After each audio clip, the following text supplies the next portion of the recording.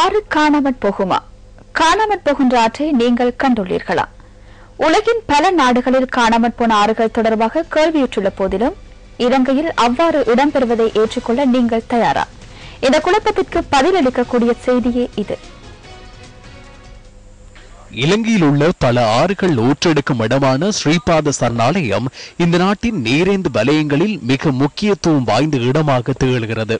இந்திருவ கங்கை, கழுகங்கை ஆகியன அங்கிருந்து ஊற்றெடுக்கின்ற பிரதான நீர்நிலைகளாகும். ரத்தினபுரி கீலிமலை இந்திருவ சரணாலயத்திலிருந்து அமைதியாக ஊற்றெடுக்கும் இந்திரு கங்கை இலங்கையின் இன்றியமையாத ஒரு புவி தோற்றத்திற்கு சான்றாக அமைந்துள்ளது. ரத்தினபுரி கீலிமலை பிரதான வீதியிலிருந்து இந்துருவ சரணாலயத்திற்குள் பிரவேசித்த நியூஸ் ஃபர்ஸ்ட் குழுவினர் தொடர்ந்தும் சரணாலயத்திற்குள் சென்றனர்.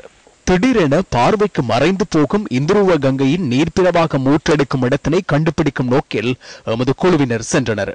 மிக அழகாக ஓடிக்கொண்டிருக்கும் இந்துரு கங்கை குறிப்பிட்ட ஒரு இடத்தில் பார்வையில் இருந்து மறைந்து போகிறது.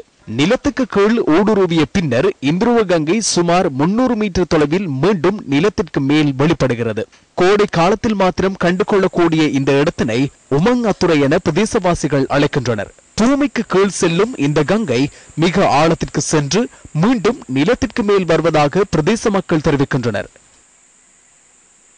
இங்கிருந்து கங்கை செல்லும் மார்க்கமாக நாங்கள் பயணித்த போதிலும் வற்றி போன ஆற்றின் மார்க்கத்தை காணக்கூடியதாக இருந்தது.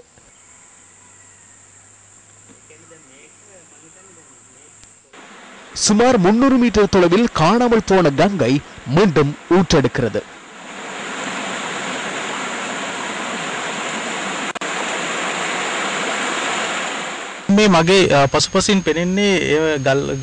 எனக்கு பின்னால் ஆற்றின் மறுபுறம் தெரிகிறது.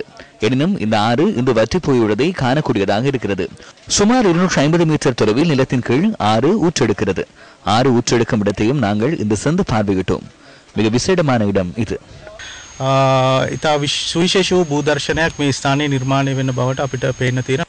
இந்த இடத்தில் சுண்ணாம்பு கட்குகை காணப்படுகின்றமையினால் இவ்வாறான ஆறொன்று உருவாகி இருக்கலாம் என ரத்நாயக்க தெரிவிக்கிறார். எனினும் இந்துருவ கங்கை மீண்டும் ஊற்றெடுக்கும் இடத்தில் உள்ள நீரை ஆய்வு செய்து பார்க்கையில் சுண்ணாம்பு குகைக்குள் கங்கை ஊடுருவதற்கான சான்றுகள் இல்லை என்பது விசேட அம்சமாகும். இந்த கங்கையை பார்வையிடுவதற்காக வருகை தரும் யாராக இருந்தாலும் போதிய தெளிவின்றி இந்த பிரதேசத்துக்குள் நுழைவது அபாயகரமானது.